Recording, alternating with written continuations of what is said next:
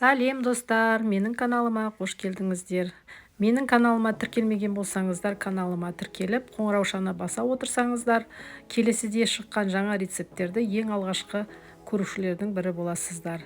Мен бүгін сіздермен қазіргі таңда хит болып жатқан морковный пирогтың рецептісімен бөліспекшімін. Бұл морковный пирогтың ең басты ингредиенттерінің бірі творожный сыр. Творожный сыр кез келген уақытта, егер сіз үй жағдайында пирог дайындайтын болсаңыз, қол астыңызда болмай қалуы мүмкін. Сондықтан да қол жетімді болу үшін мен осы рецептіден ауытқып кішкене өзгеріс енгіздім. Творожный сырдың орнына қаймақ пен сүзбелі ірімшікті алдым. Ең алдымен грек жаңғағымызды пышақтың көмегімен осылай үгітіп аламыз.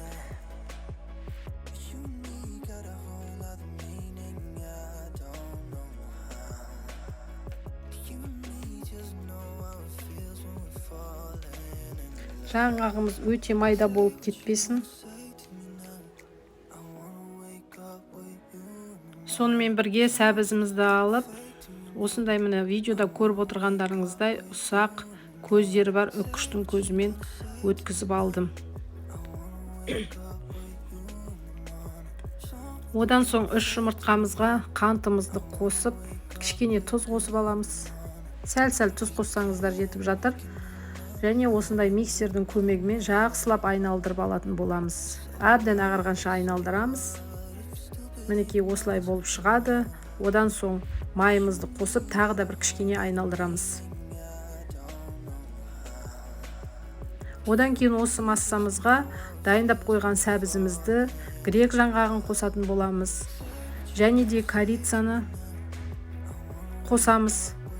Мен сонымен бірге бір лимонның кішкене цедрасынан қостым, шамалап қоссаңыздар жетіп жатыр. Енді осыны жақсылап айналдырып аламыз да, ұнымызды алып, ұнымызға қамыр қопсытқышты қосып, електен өткізіп аламыз. Одан соң ұнымызды бөліп сала отырып, қамырымызды дайындаймыз. Ұнды бірден қосып жібермеңіздер. Осылай шамалап қосып отырып, араластырып отырсаңыздар жеткілікті. Мінекей осындай қоймалжың, қатты қою емес, осындай қоймалжың қамыр дайын болады. Енді ішіне салатын салмамызды дайындаймыз. Оған мен жаңағы сүзбелі ірімшікті, қаймағымды, қантымды салып, және де бір жұмыртқаны жарып, барлығын араластырып, ішіне салатын салмамды дайындап алдым. Осы уақыт аралығында пешімізді қосып, духовкамызды қыздырып қоямыз. Енді пирогымызды пісіретін табамызды алып, оның үстіне пергамент қағазын төсейміз. Қамырымызды 2-ге бөліп, бірінші бөлігін құйып, формамызға жақсылап жайып аламыз.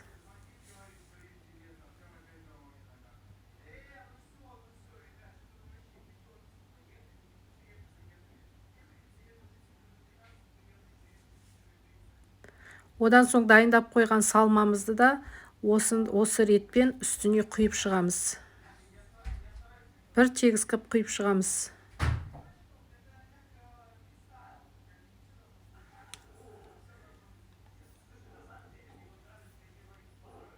Одан соң қамырымыздың екінші бөлігін алып, тағы да осылайша үстіне құйып шығатын боламыз.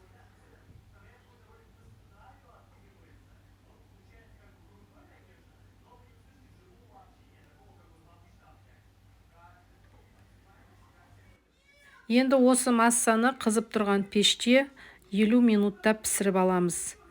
180 градуста менің пешімде 50 минутта пісіп шықты. Мінекей осындай әдемі, әрі қолжетімді, әрі дәмді осындай пирог дайын болып шығады. Егер осы рецептпен дайындап көреміз десеңіздер, жасап көрулеріңізге болады. Сіздерге ұнайды деген сенімдемін. Алдағы уақытта тағы да көптеген рецепттермен бөлісетін боламын. Менің каналымда бірге болып, видеоны соңына дейін көргендеріңізге рахмет. Сау болыңыздар.